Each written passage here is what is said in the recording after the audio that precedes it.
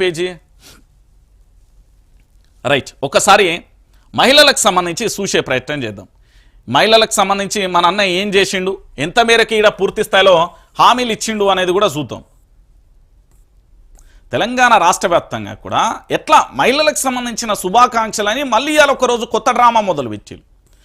ఏదత్తదే కానీ తెలంగాణ రాష్ట్ర వ్యాప్తంగా మహిళలకు సంబంధించిన చేయాల్సిన పని అయితే చేయరు.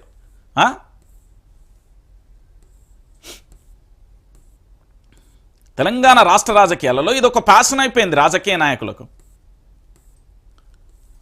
అటు లగచెర్ల బాధితులు ఏడవాలి, దాంతోపాటు ఆటో కార్మికులకు సంబంధించిన డ్రైవర్లకు సంబంధించిన వాళ్ళ భార్యలు కన్నీళ్లు పెట్టుకోవాలి ఈ కాంగ్రెస్ ప్రభుత్వం వచ్చిన తర్వాత. ఇక చూడుర్రి మన ముఖ్యమంత్రి గారి మేనిఫెస్టో ఇది, మహిళా సంక్షేమం. ఈరోజు మహిళా దినోత్సవం సందర్భంగా రాష్ట్ర ప్రభుత్వానికి మళ్ళొక్కసారి గుర్తు చేస్తున్నా, ఎందుకంటే రాష్ట్ర ప్రభుత్వానికి తెలవాలి వాస్తవం ఏంది అవాస్తవం ఏంది, మహిళల పట్ల రాష్ట్ర ప్రభుత్వానికి ఉన్న చిత్తశుద్ధి ఏంది, రాష్ట్ర మహిళా సోదరులందరినీ కూడా ఏ విధంగా కాంగ్రెస్ పార్టీ మోసం చేస్తున్నది, ఈ కాంగ్రెస్ పార్టీ మోసం వల్ల మహిళలందరూ కూడా ఏ విధంగా మోసపోతున్నారు, భవిష్యత్తులో వాళ్ళు గోసపడాల్సిన పరిస్థితి వస్తాయా అంటే 100% వస్తుంది. ఇది కేసీఆర్ ప్రభుత్వం కాదు కదా మహిళలందరినీ కాపాడుకోవడానికి. ఒక్కసారి చూడుర్రి, మంచిగా చూడుర్రి, కళ్ళు పెద్దవి చేసి చూడుర్రి. జర కాంగ్రెస్ పార్టీ నేతలందరికీ కూడా హితబోధన చేస్తున్నా, మళ్ళొక్కసారి మీకు గురువుగా మీరందరూ నా స్టూడెంట్గా మళ్ళీ చెప్తున్నా. చూడుర్రి, కాంగ్రెస్ పార్టీ నేతలందరూ ఈ మేనిఫెస్టో తయారు చేస్తున్న ప్రతి ఒక్కరూ కూడా వినాలి. ఎందుకంటే మహిళా దినోత్సవం అని ఈరోజు పూర్తి స్థాయిలో పండుగ వాతావరణం జరిపేలా మీరు ఒక ఆర్భాటాలు చేస్తున్నారు కదా, మీ ఆర్భాటాల కంటే ముందు మీరు మహిళా సోదరులను ఏ విధంగా అవమానించారు, ఏ విధంగా మోసం చేశారు, మీ కుట్రలేదేంది కుతంత్రాలు ఏంది అనేది కూడా చెప్తా. ఏమని చెప్పిరండి ఇక్కడ ఒక్కసారి మీరు చూడరి. మహిళా సంక్షేమం అని వాళ్ళ మేనిఫెస్టోలో 298వ అంశాన్ని ఒక్కసారి చూద్దాం. ఇగో ఇక్కడ టైటిల్ అయితే చూసిలు కదా, మహిళా సంక్షేమం అని పెద్ద టైటిల్ పెట్టిల్లు. ఇది వీళ్ళ మేనిఫెస్టోలో కళ్యాణమస్తు, ప్రతి నిరుపేద ఆడబిడ్డ వివాహానికి ₹1,00,000 ఆర్థిక సాయం. ఫస్ట్ కల్వకుంట్ల చంద్రశేఖరరావు గారు ఏదైతే ₹1,00,000 ఆర్థిక సాయం చేసిండో ఇప్పటికీ అదే దిక్కులేదు. గత ప్రభుత్వానికి సంబంధించి ₹1,00,000 ఆర్థిక సాయం ఏదైతే చేస్తానని చెప్పి ఒక పథకాన్ని షాదీ ముబారక్ కళ్యాణ లక్ష్మి పేరుతోని పూర్తి స్థాయిలో యావత్తు తెలంగాణ ప్రాంత ప్రజలందరికీ తెలిసిన పథకాన్ని పూర్తి స్థాయిలో ఇప్పటి వరకు కూడా ఇవ్వట్లేదు.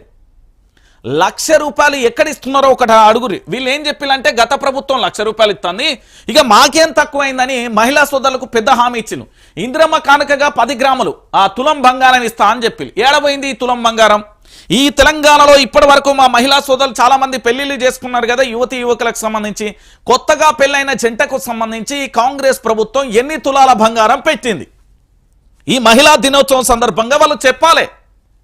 మహిళా దినోత్సవం సందర్భంగా యావత్తు తెలంగాణ మహిళలందరూ కూడా ఆలోచించాల్సిన విషయం ఏంటంటే, వీళ్ళు పెట్టిన టైటిల్ ఏంటంటే కళ్యాణమస్తు అన్నారు. నా పథకం పేరు కళ్యాణమస్తు అని పెట్టేసి గత ప్రభుత్వం ₹1,00,000 ఇస్తాం, మేము తులం బంగారం ఇస్తాం అంటే 10 గ్రాముల బంగారం ఇస్తామంటూ వీళ్ళే ఇచ్చిలు వీళ్ళ మేనిఫెస్టోలో. మరి ఏడబోయింది తులం బంగారం అని అడుగుతున్నాం. ఈరోజు మహిళా దినోత్సవం సందర్భంగా రాష్ట్ర ముఖ్యమంత్రి యనమల రేవంత్ రెడ్డి గారి ప్రభుత్వాన్ని మీ 10 గ్రాముల బంగారం అంటే తులం బంగారం ఏడబోయింది కొత్త జంటలందరూ కూడా అడుగుతున్నారు. ముఖ్యమంత్రి గారు మీరు ఏదైతే తులం బంగారం ఇస్తా అన్నారో తులం బంగారం ఏడన్నది తుస్సుమన్నదా, ఏమైపోయింది మీ పథకం ఏడబోయింది? ఈరోజు మహిళా దినోత్సవం కదా, మహిళా దినోత్సవం రోజు మీరు తులం బంగారం అని ఇచ్చిన హామీ, మహిళలకు ఇచ్చిన హామీ ఏడబోయింది? మీరు మళ్ళా ఇలా పెద్ద అంశాన్ని రాసిండు ఎమోషనల్గా ఆడుకోవడానికి. ప్రతి నిరుపేద ఆడబిడ్డ వివాహానికి ఏ నిరుపేద బిడ్డకి ఇచ్చిందో చూపెడుతుందా ఈ కాంగ్రెస్ పార్టీ? ఇప్పటి వరకు తెలంగాణ రాష్ట్ర వ్యాప్తంగా ఏ నిరుపేద బిడ్డకు ₹1,00,000తో పాటు తులం బంగారం పెళ్లిలోనే అందించిన సంఘటనలు ఎక్కడైనా ఉన్నాయా? ఏడలేవు, గుండుసున్నా. ఇది ఒక అంశం. ఇక 299 మహిళలందరికీ ఆర్టీసీ బస్సులో ఉచిత ప్రయాణం. ఇప్పుడు నా తల్లి ఉంది, వ్యవసాయ పని చేస్తుంది, ఆర్టీసీ బస్సు ఎక్కుతుందా? ఎక్కది. వ్యవసాయ కూలీలు ఉన్నారు, వాళ్ళు ఆర్టీసీ బస్సు ఎక్కుతారా? ఎక్కరు. మరి ఎవరు ఎక్కుతారు ఆర్టీసీ బస్సు? ప్రభుత్వ ఉద్యోగాలు చేసేటోళ్ళు, ప్రైవేట్ కంపెనీలలో ఉద్యోగాలు చేసి, లేదా విద్యార్థులు మాత్రమే బస్సులు ఎక్కుతారు. ఇది అందరికీ ఉపయోగమా అంటే కాదు. ఇక్కడ పేరేం చెప్పిండంటే మహిళలందరికీ కూడా ఆర్టీసీ బస్సు ఉచిత ప్రయాణం అనేది పెట్టిళ్ళు. సరే బాగానే ఉంది, మరి నెల నెల ఎవల తాతచ్చి కట్టాలి ఆర్టీసీకి సంబంధించిన నష్టాలు? మహిళలందరికీ ఉచిత బస్సే ఇత్తవయ్యా, సరే బాగానే ఉంది, వీళ్ళు పథకం పెట్టిళ్ళు. మరి ఆర్టీసీ డ్రైవర్కు జీతం ఎక్కడి నుండి వెళ్ళాలి, ఆర్టీసీ కండక్టర్కు జీతం ఎక్కడ వెళ్ళాలి, ఆర్టీసీకి సంబంధించిన మెయింటెనెన్స్ ఎక్కడ వెళ్ళాలి, డిపోల మేనేజ్మెంట్ ఎక్కడి నుండి రావాలి, ఆర్టీసీ కార్మికులందరికీ జీతాలు ఎక్కడి నుండి రావాలి మా ముఖ్యమంత్రి పెట్టిండు. అంటే ఈరోజు పూర్తి స్థాయిలో ప్రజల నుంచి మేము కడుతున్న పన్నులను పిండి పూర్తి స్థాయిలో కూడా ఉచితాల రూపంలో ఇస్తున్నారు.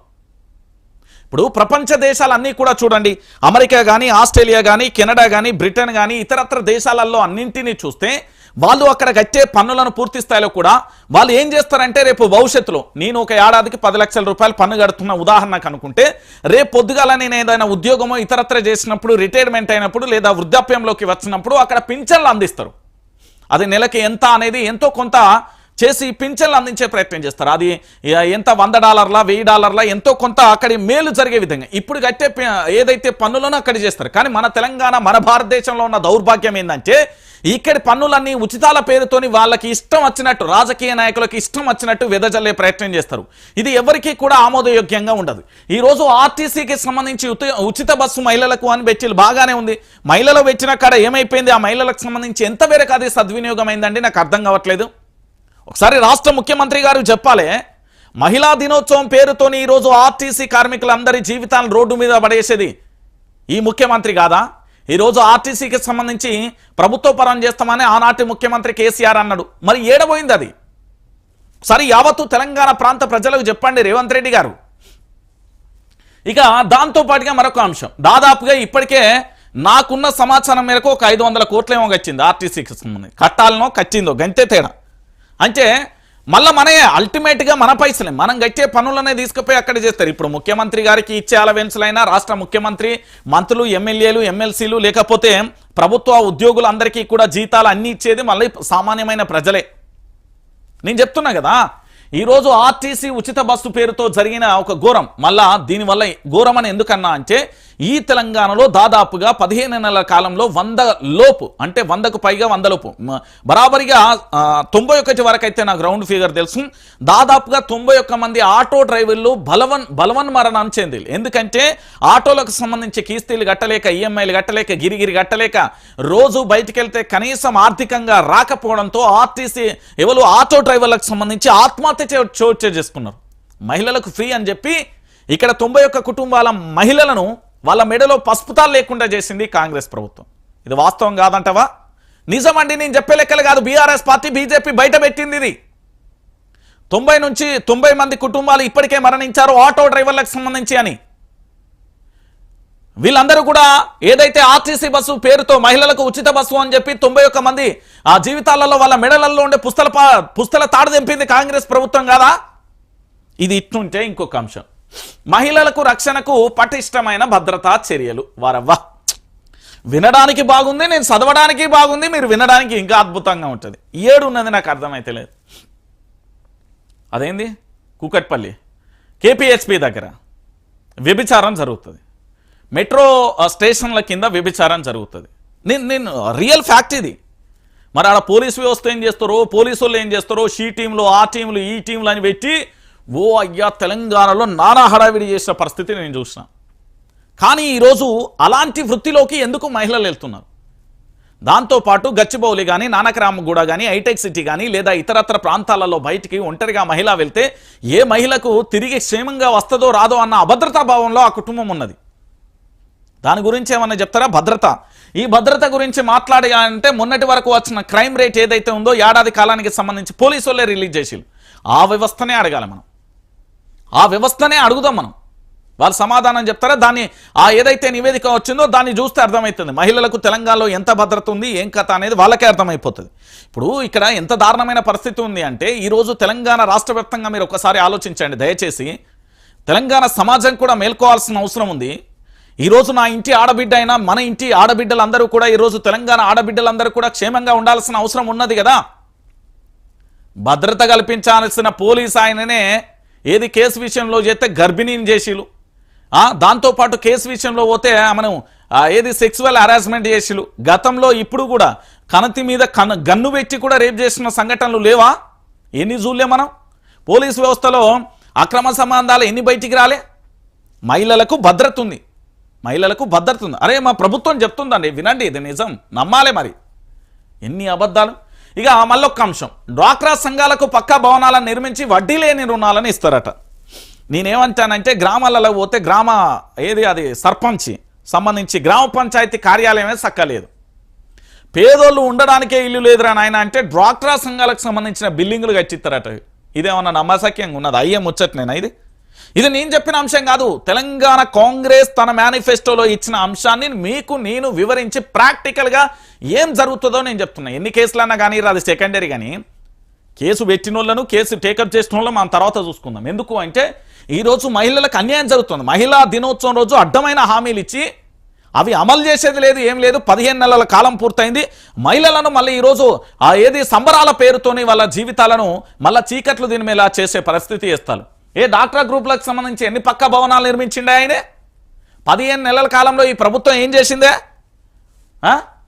మహిళా కమిషన్ బలోపేతం. ఏం మహిళా కమిషన్ అండి? నిన్న గురుకులాలలో అక్కడ చిన్నారి భువనగిరిలో 2 చిన్నారులు, దాంతోపాటు మహిళలే కదా, వాళ్ళందరూ చిన్నపిల్లలైనా కూడా మహిళలే కదా. గురుకులాలలో కనీసం బువ్వ తినడానికి కూడా అన్నమో రామచంద్ర అని అల్లాడిపోయే నా తల్లులను నేను చూడలే.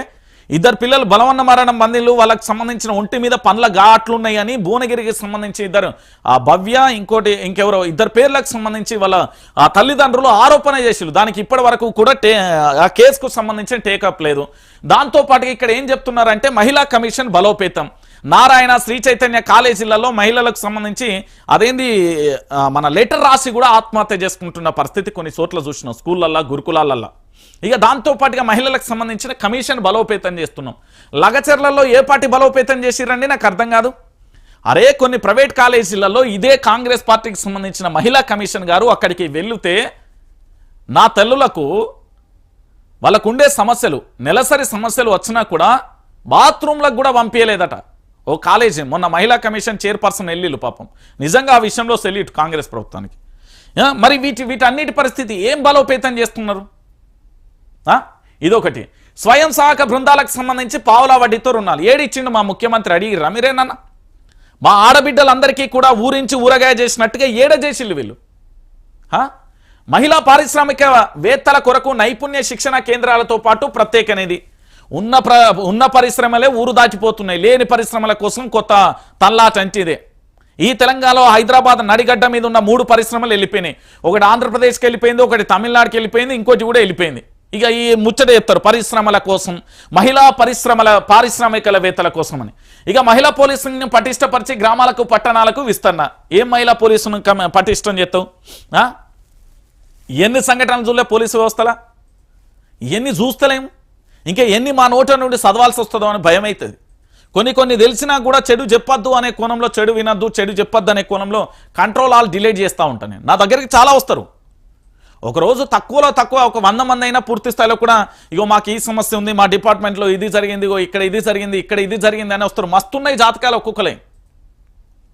వాటన్నింటినీ కూడా సరిగ్గా ఎన్నికల సమయం 1 ఇయర్ ముందు ఒక్కొక్క నెలకు ఒక్కొక్క బాంబ్ బ్లాస్ట్ అయిపోతాడు. నేను చెప్తున్నా చాలా ఉన్నాయి నా దగ్గర. చిన్నపాటిది కాదు, మామూలుగా కాదు. పెన్ డ్రైవ్లలో లీలలు చాలా ఉన్నాయి. మా కాంగ్రెస్ పార్టీకి సంబంధించిన కొంతమంది మంత్రులే, కొంతమంది ఎమ్మెల్యేలే కొన్ని ఉన్నాయండి నా దగ్గర. చాలా స్ట్రాంగ్గా మాట్లాడుతున్నా, గుండె ధైర్యంతో నేను మాట్లాడుతున్నా. ఎందుకంటే వాళ్ళ అన్ని కథలన్నీ నా దగ్గర ఉన్నాయి.